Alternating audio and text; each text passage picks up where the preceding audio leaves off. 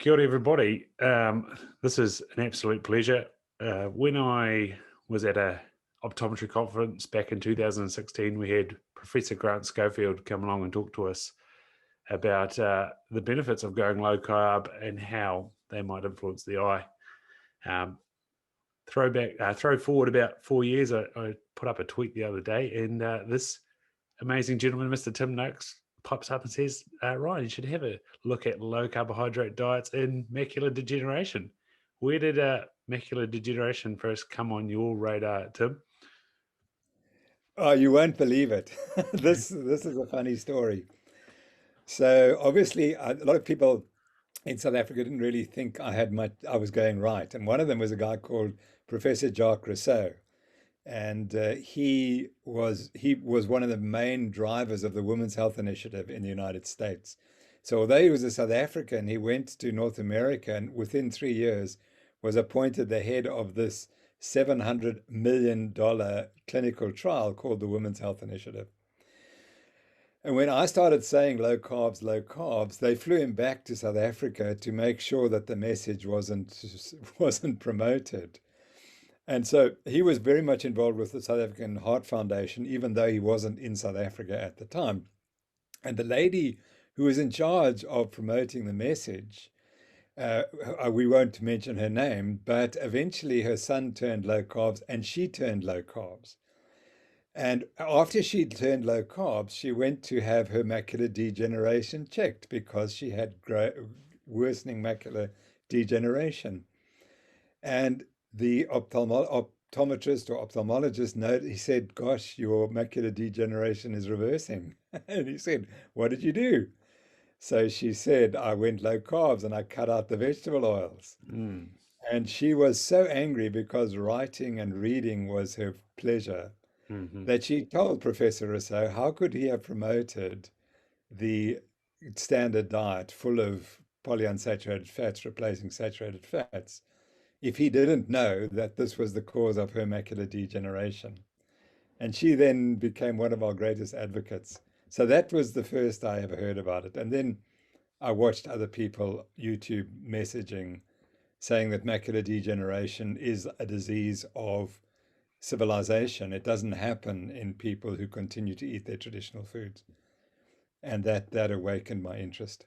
Yeah, no, it's a beautiful, full-rounded story, and especially the processed seed oil stuff. I often say to my patients that that stuff's better used for oiling your sewing machine or making candles, not so much getting into your eyes. It's interesting that you went straight to Mr. Rousseau, because I found a quote, you don't always believe things that you read on the internet, that he thought you were in an echo chamber of lard, which is definitely not a processed seed oil. That's right. Yeah, the terms they brought against me were so funny because the irony is that the Women's Health Initiative, I went and looked at it very carefully, and I've just written an article which I hope will be published in a decent journal.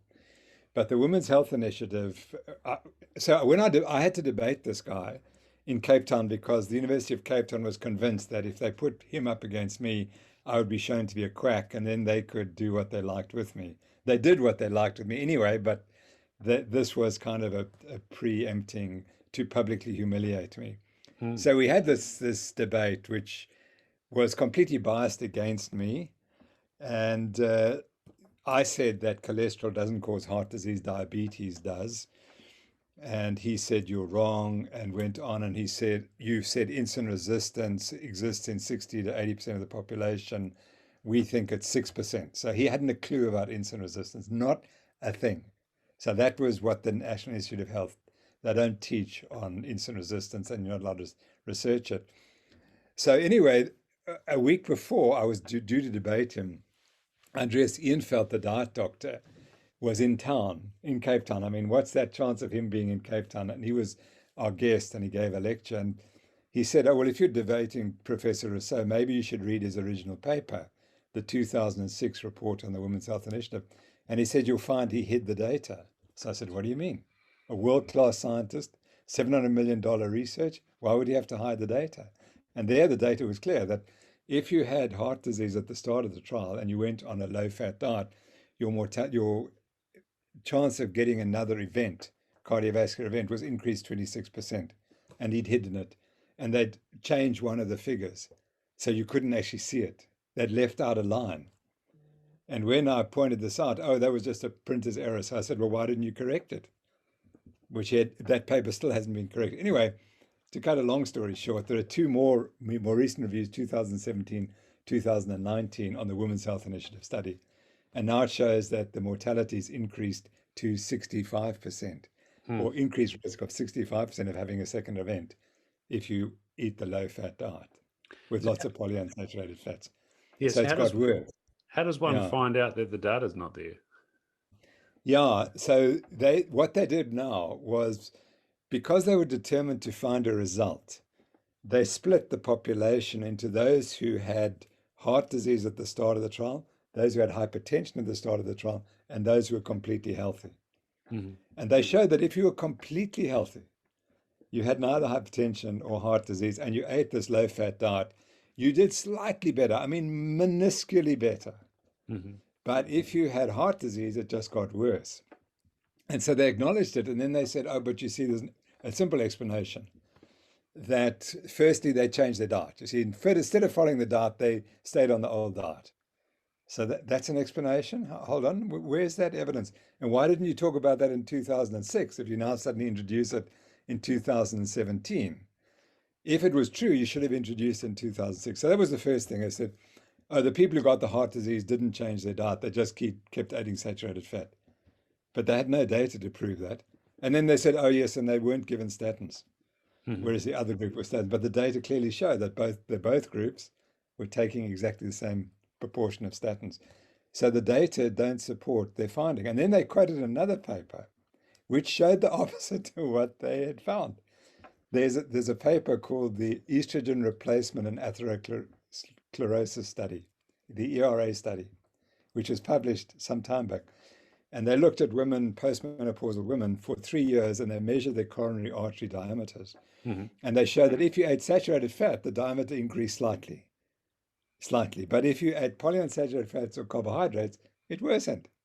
Oh, yeah. And so, but when the Women's Health Initiative quoted that, they said the opposite. They said that eating saturated fat caused an increased constriction of the arteries, i.e. progression of atherosclerosis, the exact opposite of what the study found. And this paper gets published, and doesn't get, and the reason it gets published is because we're all friends. You know, if you're in the NIH and you want your funding, you better support your mate, because if you don't support him, you're not going to get funded next time. Sorry. So now, but finally, at the same time the Women's Health Initiative was started, there was another study in Boston, the Women's Health Study. And in January, they published a 21-year follow-up, and they had measured everything. Amazing that 20 years ago, they measured every possible blood parameter. And what was the predictor of heart attack risk in this population? It was exactly what I said in 2012 in that debate, diabetes mellitus. 10-fold increased risk of having a heart attack if you had diabetes. It was the single outstanding risk factor. And what was cholesterol? 1.3 increased risk. 1.3, which is meaningless. So there's the data. So it's the end of the debate. There is no longer any debate. It's diabetes which causes heart disease. So you can put your cholesterol where you like, and you must look at the markers of insulin resistance, and then you'll get somewhere. Yeah, so I don't expect the Women's Health Initiative to come out and say that, or Professor Rousseau to say that. No, I won't hold my breath. So you said there that markers of diabetes, and so is this consistent with sort of fasting insulin? Are they doing sort of measurements of insulin sensitivity? Yeah, absolutely right. All those measures, but they had another measure, and that's the lipoprotein insulin resistance score. Now, you've never heard of that, because I've not heard of that. So they looked at the particle sizes of HDL and LDL cholesterol and certain other markers. So we know when you go on a high-fat diet, your LDL particles become bigger and fluffier, and the HDL particles change in some other way, and I'm not quite sure of the detail. but they put these under NMR scanning and then measured the LDL and the HDL, and they came up with this insulin resistance, lipoprotein insulin resistance score. And that increased, that predicted your risk six-fold increase. So that, and that is not even a measure of insulin and glucose. It's a measure of the lipoproteins, but it's not cholesterol. Right. You know, it's the HDL, it's the particle size and the particle, how many particles you have. Mm-hmm. So that seems to be a really good measurement, and it was highly predictive compared to cholesterol, which was useless. So the insulin and glucose will be helpful, but they miss the lipoprotein effect, which is clearly critically important. What you've just said there basically summarizes the, I think, 6 hours plus another 2 hours of Peter Attia and Tom Dayspring talking about lipoproteins, that basically what we need to get to is the lipoprotein particle number. And that was where they started to decide on whether to treat or not. And it's, yeah, exactly right. But the best markers are how far are you on your insulin resistance diabetes continuum. That's obviously the key factor, and you just got to reverse that. And once you reverse that, the lipoproteins will take care of themselves. So they're still targeting the wrong thing. They're still targeting the lipoproteins, trying to correct the lipoproteins, but the lipoproteins are wrong because of the diabetes. You got to correct the diabetes and the nutrition and the diet, and then you'll sort that out. You can't do it with drugs, which is, I guess, what Dr. Daysprung is talking about. Yeah, it was. I thought so. Yeah. So a couple of years ago, early days in the podcast, I had both Ivor Cummins and Dave Feldman on here, and they, again, are following along similar ideas and models of view. And particularly Dave's work, he's looking at the flip side of this condition. So how do lipoproteins behave when you reverse your diabetes? And especially with his lean mass hyperresponders, are we looking at an atherogenic state, or are we looking at these big fluffy lipoproteins and therefore increasing our mass of LDLs? How is that sort of shaping your thinking around this whole model?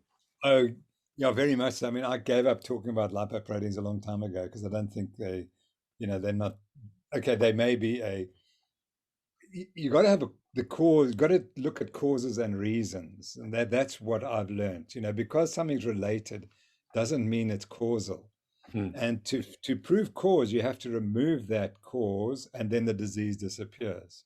And so that's the way I look at it. And changing the lipoproteins may produce some effects, but it's not the driving cause. The driving cause is diabetes. And that's what you have to correct. And visceral obesity and the non-alcoholic fatty liver disease, and they then cause the lipoproteins to be abnormal. But you're targeting the wrong thing. You've got to reverse the diabetes. That's the cause. That's the real cause, the driving cause, and we know how to treat that. And then what happens is up to you. So you may well have a high LDL cholesterol, but you might be fine as long as the diabetes is under control. So it's absolutely clear to me that you've got to reverse the diabetes and look at that. And all your target must be on that. What happens to the lipoproteins, to my view, would be it's not material. I mean, I understand that doesn't quite, people say yes, but, we know that the large fluffy lipoproteins are healthy and the small ones are bad. But I mean, you can only do so much. If you correct your diabetes, what you're left with is what you're left with. You have to die from something. You can't, we're not immortal. But to focus on the lipoproteins and ignore the diabetes just doesn't make sense at all. I think that right there is an important factor. In my work with eyes, people are often asking, well, what are our associations with glaucoma and macular degeneration? And I've come to this place that it's metabolism. It's the metabolism of the used up retina. It's the metabolism of the nervous system. And then you look at all the associations of blood pressure and cholesterol and sleep apnea and those sorts of things.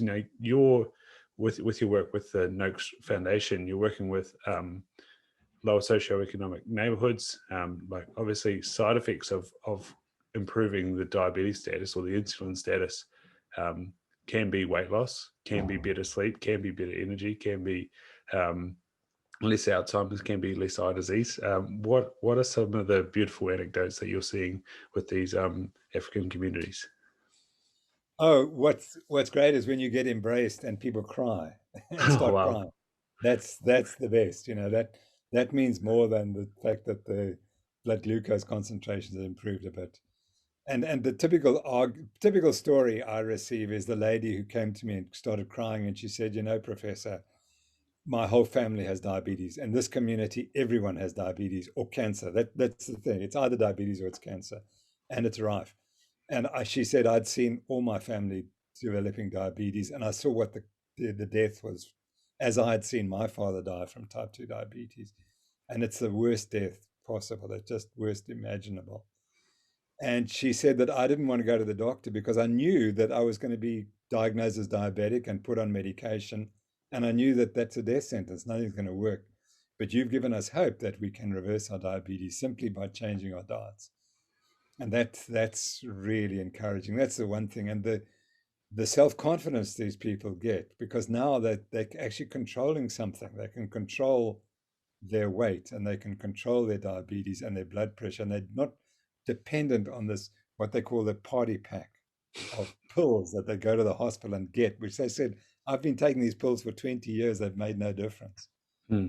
And so that's what's really exciting. It's the personal stories of how people's lives are reversed. Hmm. Hmm. Yeah.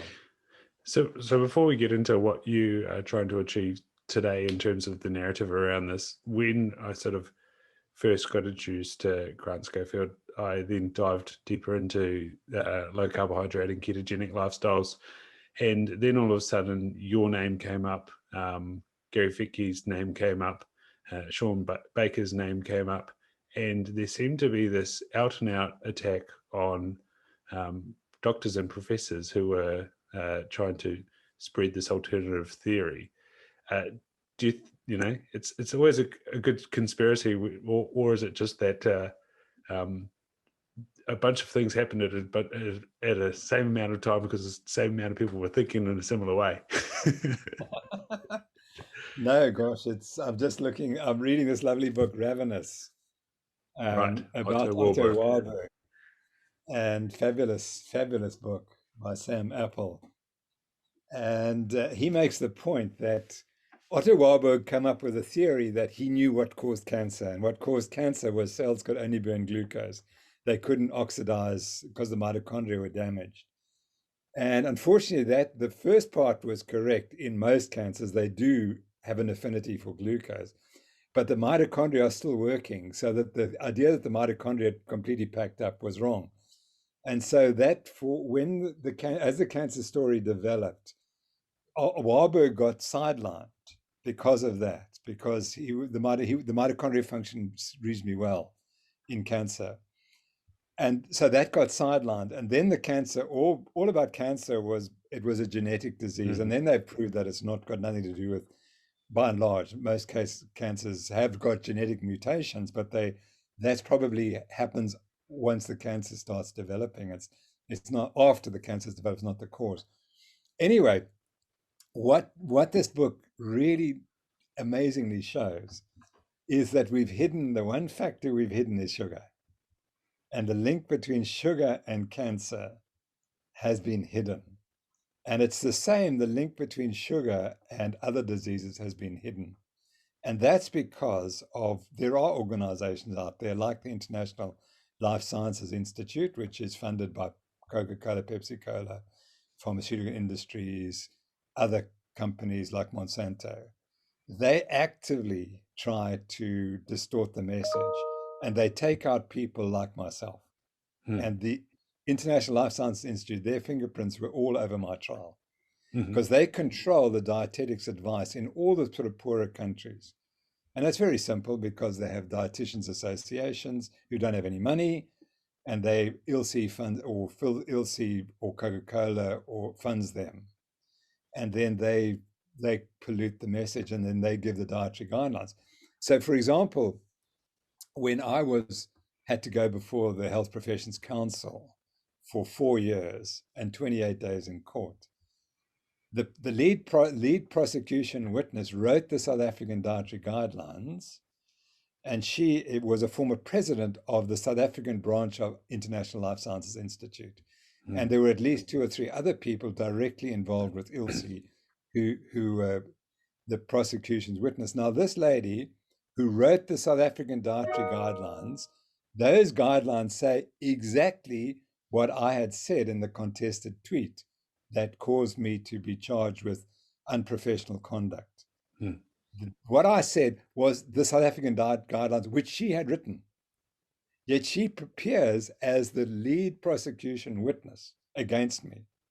But everything I'd said was exactly what the dietary guidelines say. The dietary guidelines in South Africa say that you must wean children onto meat, fish, dairy, and eggs at least once a day or as often as possible. And we know, I mean, in South Africa, poverty and stunting is caused by avoidance of those foods and eating of maize. So if you're weaned on maize, you will be stunted.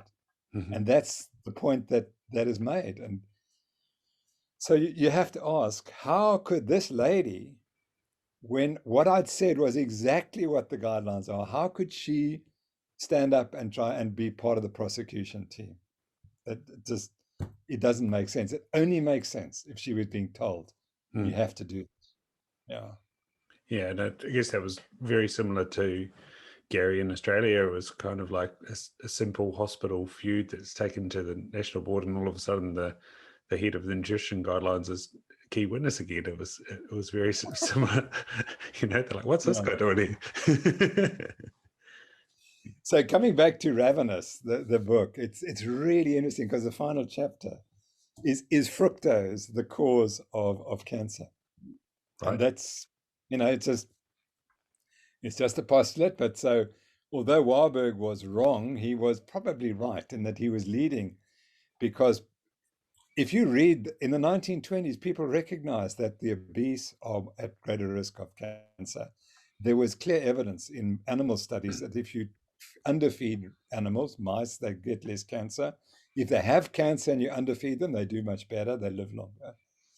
And then there was the link to insulin resistance, and diabetes came along. So we've kind of progressed, and now we know that insulin resistance is the driver of all these conditions.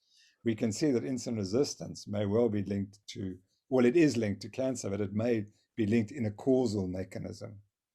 Yeah. And again, the answer, sugar may well be very strongly involved in that. And that's what the world you can't hear that.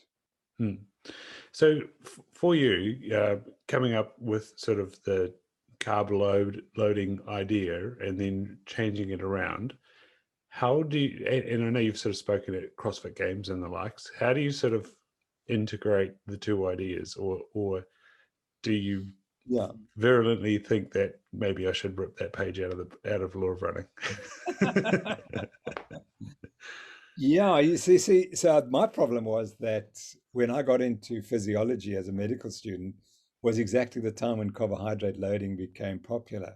It was developed by some Scandinavian scientists, particularly from Sweden, on relatively little evidence that if you didn't eat carbs, your performance went down, whereas if you ate lots of carbs, your performance went up, and that was linked to glycogen stores in the muscle. But these weren't randomized controlled trials, really, and they weren't properly controlled. And we didn't know at the time that if you, for a couple of weeks, in fact, on a high-fat diet, your performance does go down because you have still got to adapt and so on. So we didn't know any of that. But how was I to know that? I mean, I was told as a young medical doctor in research that carbs are good for you and that fat's bad for you. And so we promoted the American Heart Association diet, and it was logical that athletes also must eat high carbohydrate diets. But I mean, things are changing, and I have a right here, and it just happened to be by chance I've got it here. It wasn't planned. But here's a paper from Sweden, from Stockholm, and one of the senior authors is a guy called Björn Ekblom. And Ekblom is he's the sort of the next generation. Well, sorry, he was actually with that early generation who did the muscle biopsy studies and the glycogen studies. He wasn't personally involved, but he was in the laboratories. Mm-hmm. He was the guy who first did blood doping in the clinical trial. So he gave athletes the blood and their performance went up. And that was in the 1970s. So here's a paper which looks at excessive exercise training inducing insulin resistance. Mm-hmm. Okay. So then they were so shocked. I mean, they seriously overtrained ordinary athletes. They weren't elite athletes. And the insulin resistance worsened. They were training 6 times a week, hard, really hard training, and their insulin resistance worsened. And he then said, well, what happens with elite athletes? Are they developing diabetes?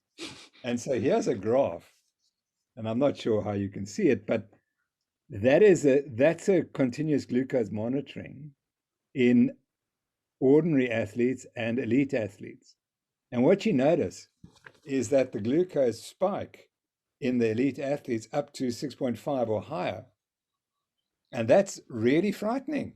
So that the top part of the curve here, that value is 6.5. Is that over a training period, is it? Yeah, I guess that's when they're training. Yeah. But that's pre-diabetes. That's pre-diabetes. And these are elite athletes. So this really interesting that if they were eating a high-fat diet, would it happen? I don't think so. Mm-hmm. So we're getting the impression that the high carbohydrate diet might be useful for a few years, but the long-term results are a problem. So I think that's the way. I've also just written a review on low-carb, high-carb diets, and there are 24 clinical trials which show no difference. As long as your athletes have been adapted for at least 4 weeks, there's no difference in performance. And so it's completely wrong to be promoting a high carbohydrate diet for athletes until we know what the effects are. This is very worrying. Mm-hmm. It's very worrying that if you're making yourself more insulin resistant and you're eating a high carbohydrate diet at the same time, there's going to be long-term consequences of that. What would be a possible benefit? I'm trying to rack my brains. To becoming more insulin resistant. Yeah. As an athlete. Yeah. Yeah, I can't see it. I think it's inflammation and also, that we realize visceral obesity is the real problem, and fatty liver. And if you've got a high sucrose, high fructose intake, because you're drinking lots of cola drinks and sports drinks and with high fructose corn syrup, then you might well be increasing non-alcoholic fatty liver disease. I'd love to see that. I mean, I'd love to study an athlete after the Ironman triathlon where they're told to eat 100 grams of carbohydrate for 6 hours while they're cycling and running. 100 grams an hour of carbohydrate. And whilst you're doing this, what happens to the fatty liver? Has anyone ever looked at the fatty liver of elite athletes as they cross the finish line in the Ironman if they've been told to eat 100 grams of carbs an hour? I'd love to see it. And that's a real question. But coming back to the story, Dave Scott, who won the Ironman 6 times in the 1970s, 1980s, and is recognized as one of the really great Ironman triathletes of all time. He did it on an almost vegetarian, high carbohydrate, mainly vegetarian diet until he'd finished winning, and then he was a bit older, and then he started eating more fat. And he came back after the age 40 and came second. He didn't quite win, but he came second. He read one of my books and he converted to this high-fat diet. And he said, if only I'd had that when I was a triathlete, I would have gone 40 minutes faster. That's what he said. Yeah. And he said, I will never, ever tell an athlete training for the Ironman to eat a high-carbohydrate diet. He says you can do it for a few years, but then you just tail off and your performances go down. So I think that's what we need to look at. We need to look at elite athletes training hard every day, eating a high carbohydrate diet. What happens to them in the long term? So if it's not a lack of muscle glycogen that is causing the bonk, what do you think is causing the bonk? Oh, the bonk's very simple. So it's got nothing to, it's probably got nothing to do with nutrition. It's the quitting action. So one of you recognize we spoke about the central governor and we developed Yeah. the central governor theory. Well, one of my most brilliant students who finished up a few years ago, Andreas Venhorst, and I must repeat that name, Andreas Venhorst, because if you go and Google his name and put PhD behind it, you'll get his whole PhD. Mm-hmm. And it was just absolutely amazing. He's a really good triathlete, and he's a medical doctor, but he's a scientist more than anything. He's a questioner, and he was competing at a high level in triathlons, in Ironman triathlons. And he told me, I'd come to the race start, and I'd look at who was racing, and I'd say, well, I can't beat him, I can't beat him, I can't beat him, I can't beat him. I'm going to finish sixth, you see. And he said he would always finish sixth, or whatever he said, that would be the outcome. Mm-hmm. And then in one international triathlon in Europe, he said, oh, well, I'm going to come sixth. So he was lying in sixth position with about 20 Ks to go on the run. And all of a sudden, the fifth guy dropped out. So he was now lying fifth. And then the fourth guy dropped out. Then he passed the third guy. Then he passed the second guy. And suddenly he was in the lead with 10 Ks to go. He said it was the easiest race I ever had in my life. And he said, I sprinted the last 10 Ks. And then I realized this has got nothing to do with fatigue. It's something more. And so he set up some experiments for his PhD, which were really astonishing. And he showed that during exercise, three things happen. Firstly, you get feedback from your body, and that gives you a sense of how hard you're exercising. And then there's an emotional response to that. You're either positive or negative, Mm-hmm. or indifferent. But as long as you're positive, you're fine. The moment you get negative, you're in trouble. And what he showed in the laboratory was the moment you become negative, your physiology changes. And then what happens, you get this desire to quit. And that's the bonk. The bonk is that it's not worth the effort. I'm feeling terrible. I've still got 10 Ks to run, and it's going to get just more painful. And you make a decision.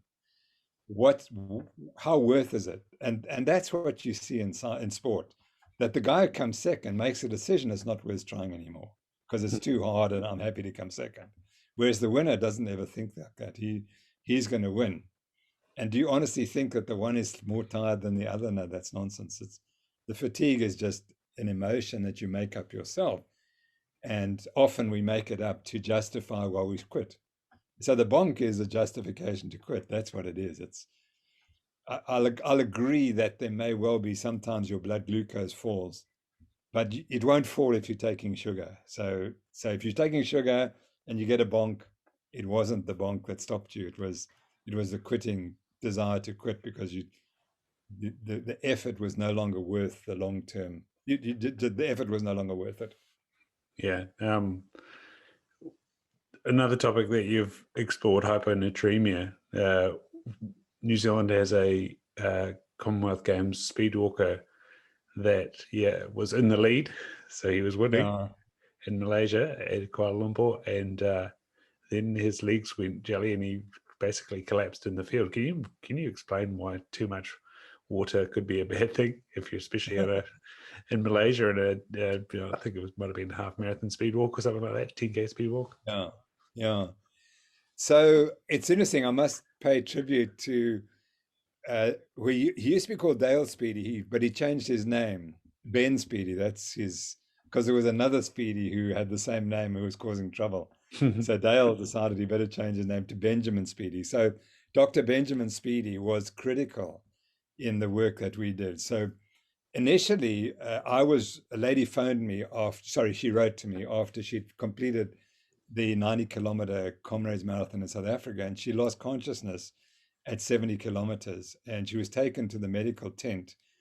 And the guys said, well, obviously she's dehydrated, so they gave her intravenous fluid, and she simply got worse. And so her husband said, no, this is not working. I must take her to the hospital. So he took her to the hospital. On the way, she had an epileptic seizure and went completely unconscious. She was no longer responsive. And fortunately, the doctor who saw her knew nothing about sport and dehydration and so on. He just had a clinical patient who was unconscious. So he said, she's unconscious. What could be the causes? And he went through the usual tests, and he discovered that her serum sodium concentration was low. So she had hyponatremia. So about a week after, she took 4 days to recover, to get back unconscious for 4 days. Now, this is a lady who's trained hard for this race. She's qualified. She's able to run this race, and she loses consciousness and almost dies as a consequence of the race. So she's highly trained.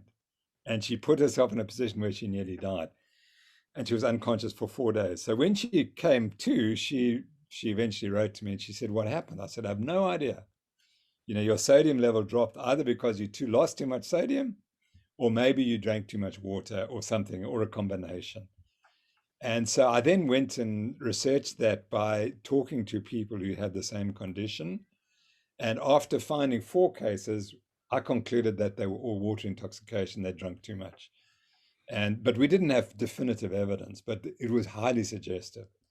And I won't go through that, but there was more than enough evidence. And it's impossible to lose that much salt anyway if you're sweating. So it looked like it was right. Anyway, then we proved it in 1991. We published the definitive proof that if you have this condition, you've overdrunk.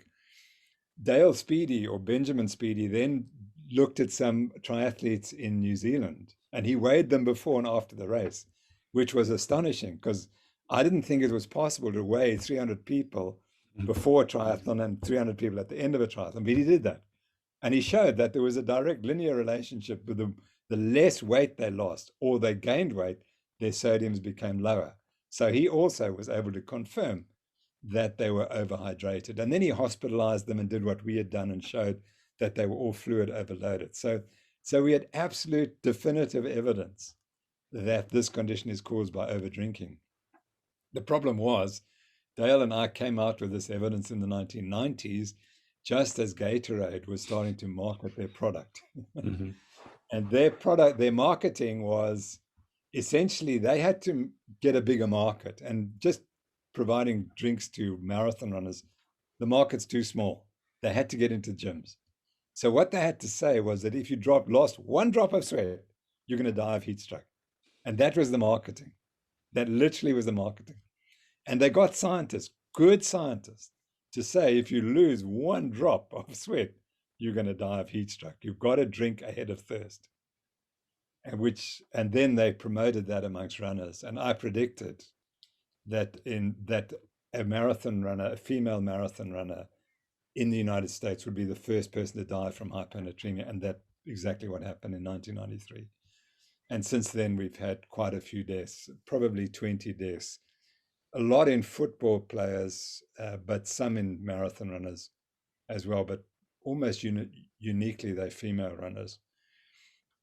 So instead of preventing the problem, we thought we would prevent it by giving this advice. The advice was ignored and mortality went up. So what happens if you overdrink water? About 90% of people will simply pass it out. That's no problem. They'll just pass the urine. And so if you were running a marathon and overdrinking and you were in that state, you'd soon notice, my gosh, I'm passing so much urine, maybe I don't need to drink, and you stop drinking. What happens in the people who get this condition is they have another abnormality, and it's called the syndrome of inappropriate ADH secretion. And ADH is the most powerful hormone in the body. And in tiny, tiny concentrations, it completely shuts down all urine production. And for some reason, I guess about 10%, it might be 20% of people, when they go out and run, they develop this condition. And so if they overdrink, they retain the water and they're not passing urine. So they think, gosh, I'm getting dehydrated, so they drink more. And for most athletes, if you're going to drink more than a liter, or probably 1.5 liters an hour, you're going to retain some of it. And if you retain 0.5 liter an hour, so you lose 1 liter of sweat, but you drink 1.5 liters, you're adding that 5, and over 6 hours, that's 3 liters. And that's enough to drop your sodium precipitously. And when it drops, the brain becomes soggy because the water now moves from the space, the blood space, into the brain. The brain becomes swollen. You become disorientated, and ultimately you have an epileptic seizure. And if you given intravenous fluids, that can make you stop breathing because your brain is swollen so much. Wow. So that's what happens. And it doesn't happen to everyone, fortunately, because we don't all have this abnormal syndrome of inappropriate ADH secretion. And so how would you go about identifying that condition? Yeah. The only way to make sure is just drink to thirst, and then you're fine. As long as people drink to their thirst, they won't overdrink. Right. It's the forced drinking, and who forces the drinking. Sorry, where do you have the most fluid available? It's in a marathon race. Yeah. Every mile now there's fluid. So if you're told to overdrink, well, you must drink at every station. And then it's very easy to overdrink. And those people have the condition, they'll stop urinating. So that's one of the keys to tell you, you're drinking a lot, but you're not passing any urine. That's a big marker that you've got inappropriate ADH secretion. Yeah, right. Going back to your central governor theory, just over the previous weekend, I've been on it was a hunt, but we didn't take anything. So it was more of a hike. And we were sort of talking about getting over the halfway mark allows you to sort of start easing into it and relaxing into what you're doing. And it was analogous with an event that was held in January this year in New Zealand called the Revenant. And it's based on the Barclay Marathons. They're doing 4 laps of 50 kilometers, navigating themselves. Each lap has, I think, 4,000 meters of elevation. So it's pretty gnarly stuff and goes for a few days. But what it appears is when so people that there's 4 people that have finished now, and everyone else who hasn't finished hasn't got to halfway yet. Yeah. Can you see some analogy with your central governor theory as to why pushing past halfway just might be enough to think, I can do this thing? They're not even thinking about records just yet. They're just thinking about finishing. No, absolutely. And, if you look at selection policies for the SEALs and for these elite groups, I went on one of them to watch, and they said, this was the South African Special Forces. And I mean, what they had to do was just appalling. They had to carry sort of an 80-kilogram thing on their backs. And these are people who don't weigh 80 kilograms. And every time they stood up, they had to put this thing on. And they said, if you get past the first day, you never fall out. It was astonishing. It's the first day or two. And those people who got past day 2, they would go the whole way. But it was the people who hadn't decided they really wanted to do it would start would doubt it in the first 2 days, and then they would stop. So there's something there that happens. And the people who really believe they can do it will stick with it. But the ones who don't, they shown up quite early.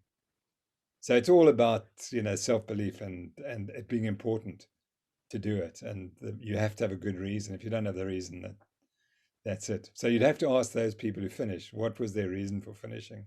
Yeah. Wow. No, yeah. It seems too easy. That's right.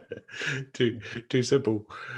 While we're on the topic of mad things, you're involved with Lewis Pugh swimming in the Arctic.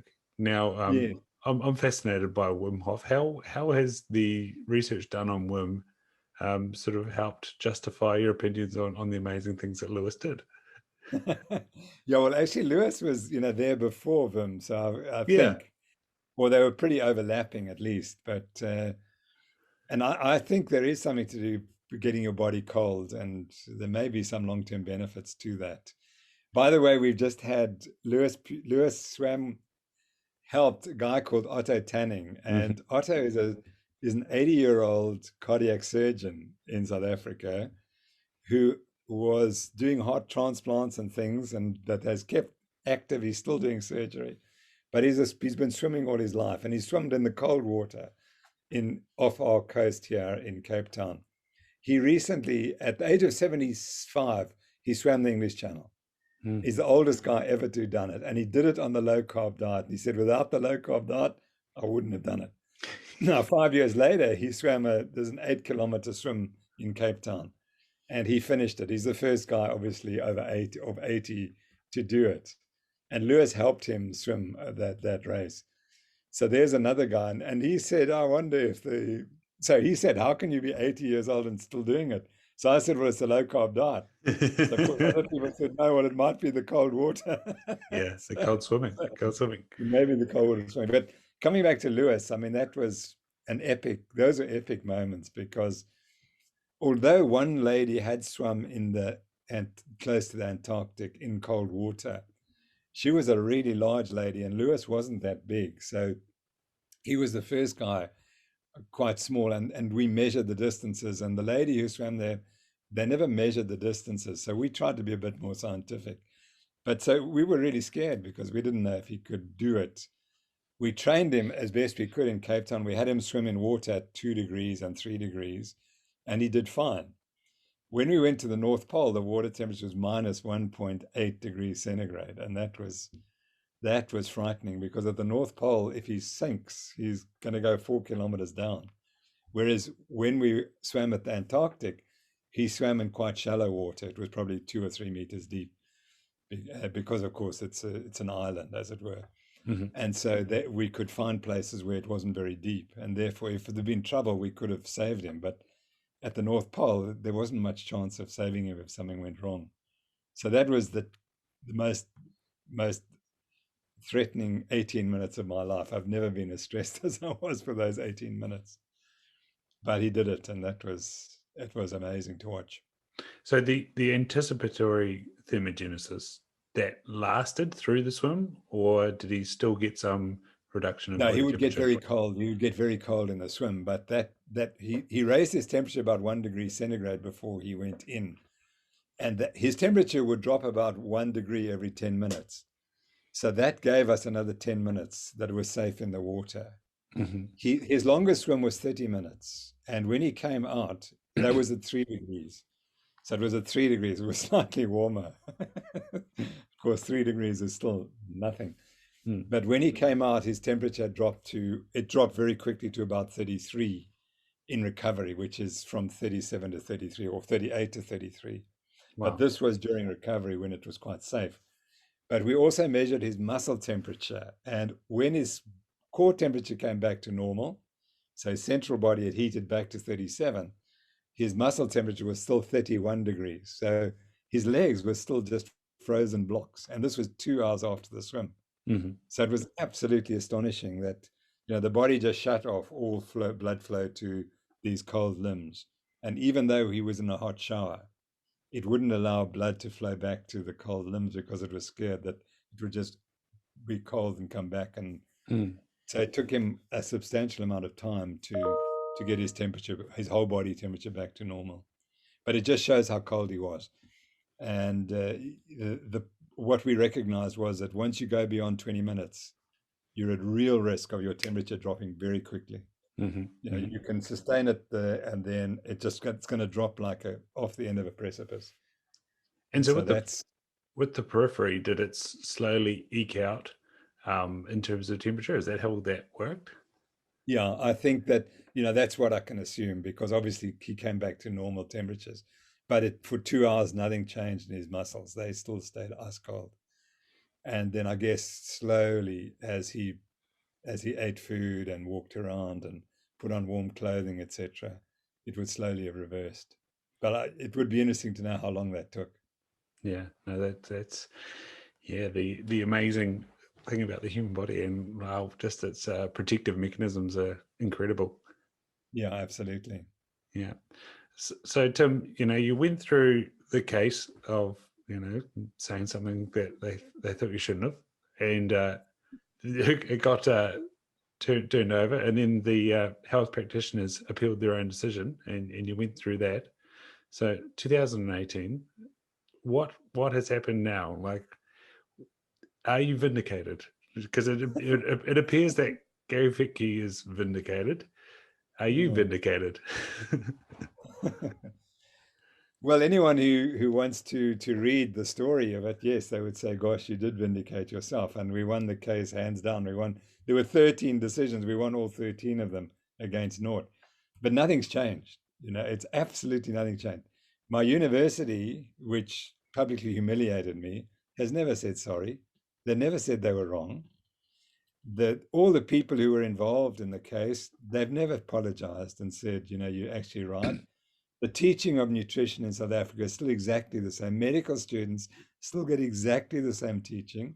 There's no mention of insulin resistance. There's no mention that you can reverse type 2 diabetes. So in a sense, nothing changes, but we just fight on. It's the reality is that I've just written the next book called we wrote a couple of books. This one was the Law of Nutrition, and that tells the whole story. And I mean, look how thick it is. Yeah. It's a big story. It's so funny because in my trial, certain of my colleagues said Noakes has lost it and he's abandoned science. He's abandoned science. He's just talking anecdotes. In the trial, we presented 7,000 pages of scientific evidence. Is that abandoning science? With my team, we were on the stand for 12 days presenting the evidence. Is that abandoning science? So no one has ever said, actually, we apologize. Noakes actually has the science. And he presented it all, and now we understand it. So our last contribution is this called the Eat Right Revolution, which is a very short, and you can see that's a short book. And this introduces insulin resistance to medical doctors. And, once you read this, you'd say, well, why don't we teach about insulin resistance to our medical students? And I've put there the challenge to read the book. And if your doctor says you must go on a statin and you've got diabetes and you've got to take your insulin, just show them and say, but I've got insulin resistance. How's that going to help me? What about my diet? What diet should I be following? So this is the next challenge, is to get people to read the book, but the general public to read the book, and then say there might be another explanation. I just wrote to a friend and I said that the problem with medicine is that we teach 2 + 2 = 5. And that's the basis for the health problems we have in this world. Because every medical student is taught it's eating too much fat and the cholesterol, blah, blah, blah.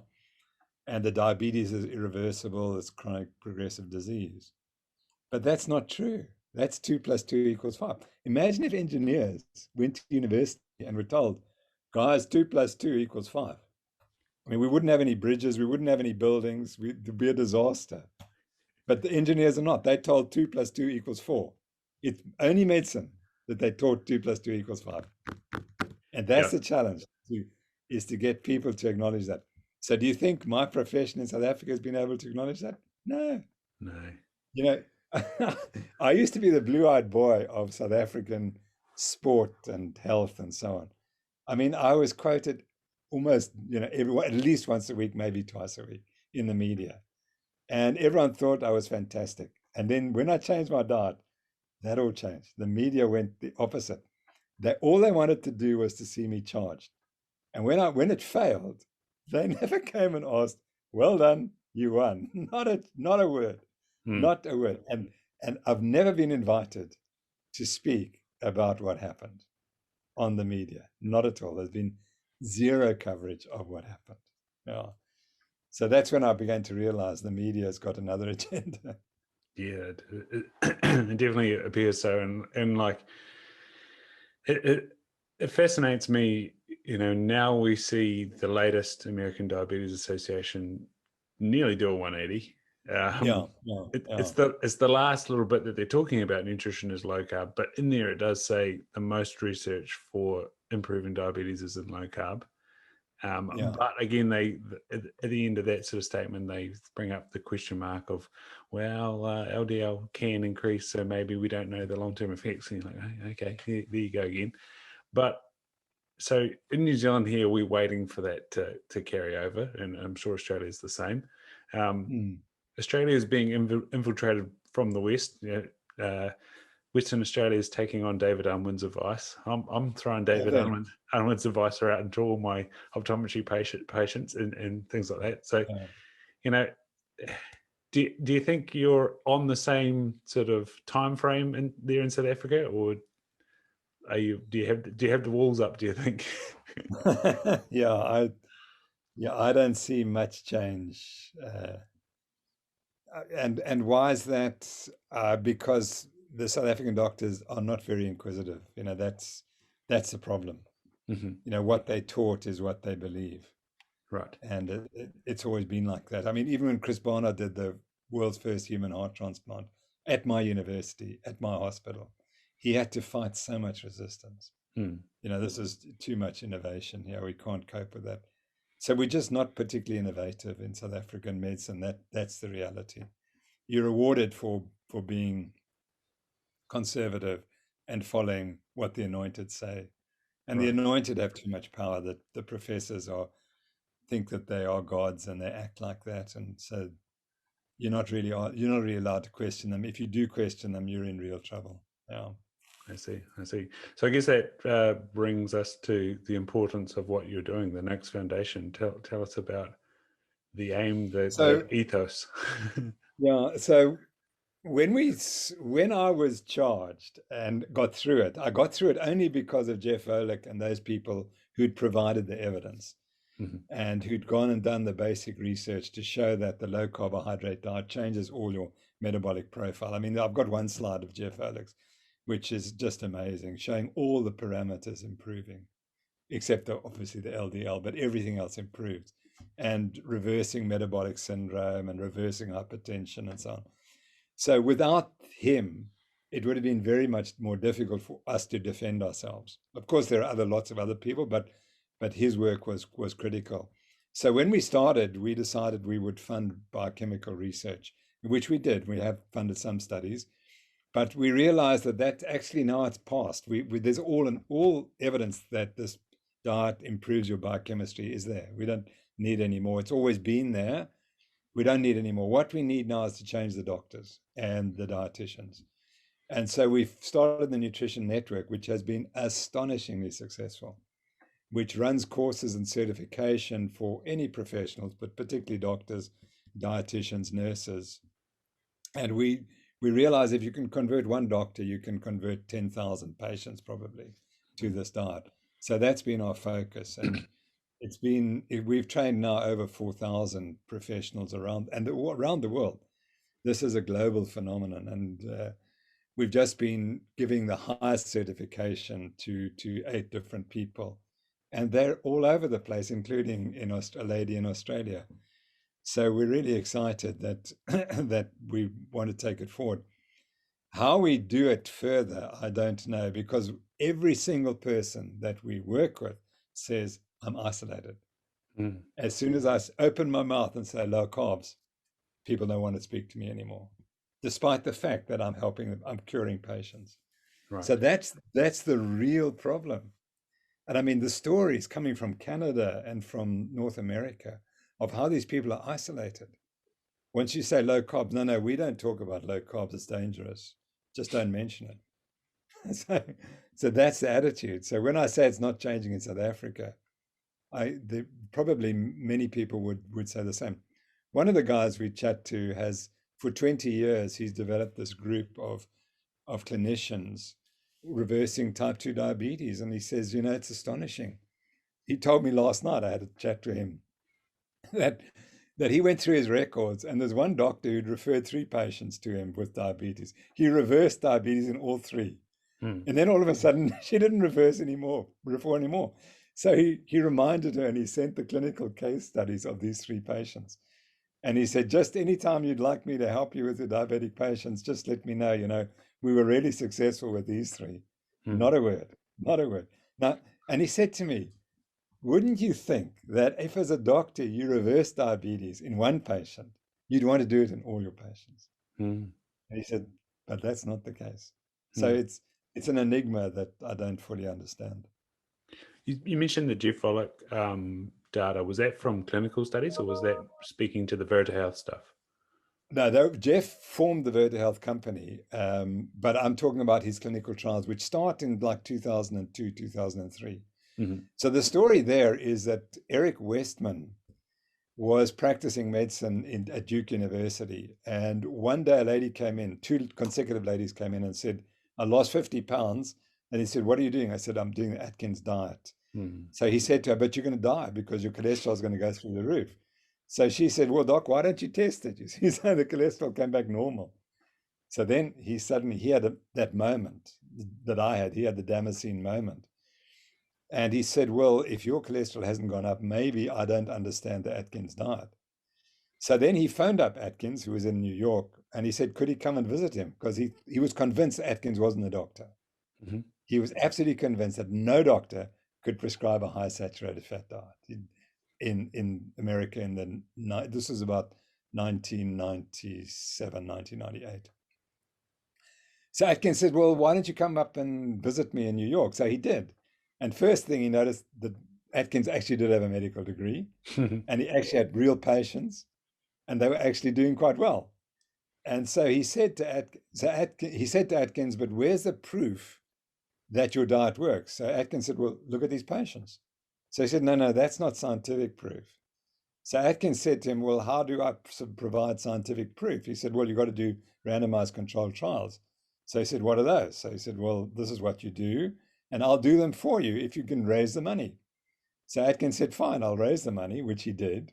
And Westman then went out and did clinical trials. And he reported those clinical trials at the American Heart Association, the very first one, in about 2000 or just before. And he spoke at the American Heart Association. And you know what happened? The American Heart Association released a press release. Now you can imagine at the American Heart Association, they probably have 2,000 presentations, or at least hundreds of presentations, if not thousands. They released a press release on one of them only, and that's on Westman's diet, showing that these people lost weight and improved their health on a low carb diet. And they said, this is a dangerous diet, it's unproven. This instead of saying, gosh, this might be a breakthrough. So anyway, then Westman published a paper in 2004 showing reversal of diabetes in some patients. So he took about 30 patients with diabetes and he improved all of them, and some reversed their diabetes in that their HbA1c fell below 6.5. But he didn't report it as such. He just said these patients have improved, the HbA1c has improved. But if you look at the data, there were patients who reversed their diabetes, but he didn't make any claims like that. And that paper was completely hidden. It's forgotten. Mm-hmm. And then eventually we get Virta Health, and then they confirm that he was correct, that you can reverse type 2 diabetes with this diet. And it was Jeff Volek. And sorry, I must make one more point. And this is a funny story, and I claim far too much credit for this. So what I tell you may be wrong, but it makes a fabulous story as far as I'm concerned. So do you remember where I did tear out the pages of Law of Running? It's shown in a video called The Serial Killers.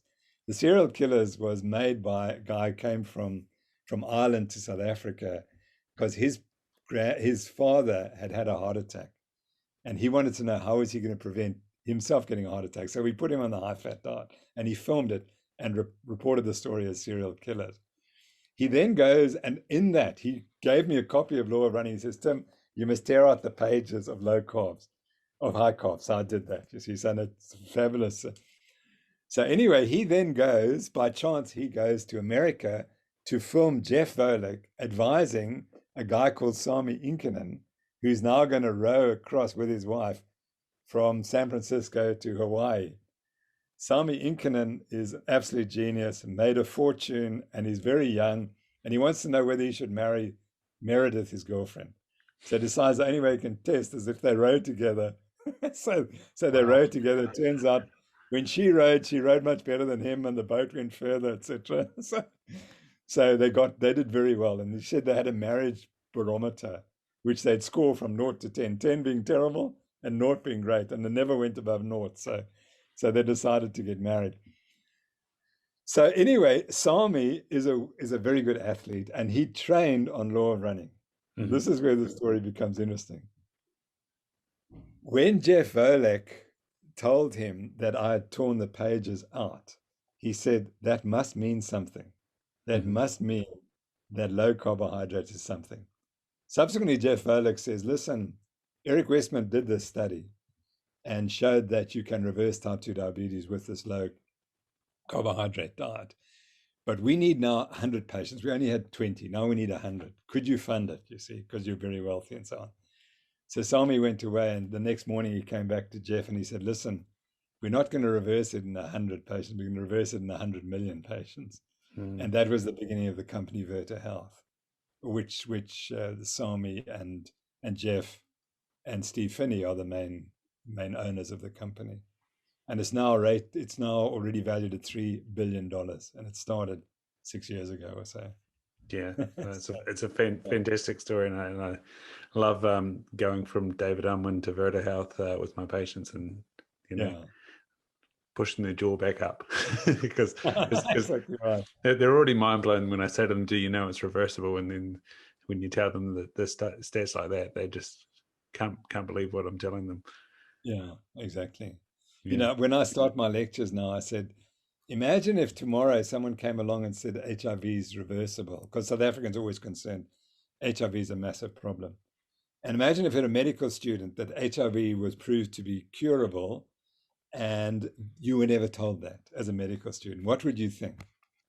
So obviously they're not very happy. I said, well, what about type 2 diabetes? Imagine if it was reversible and you weren't told. What would you think? And I said, well, it is reversible and you aren't told. So that's why you have to be wary about the way you're being educated. Fantastic, Tim. Thank you so much for your time. Obviously, people can find you on Twitter, but also the Noakes Foundation, which I'll, of course, have links to in the show notes.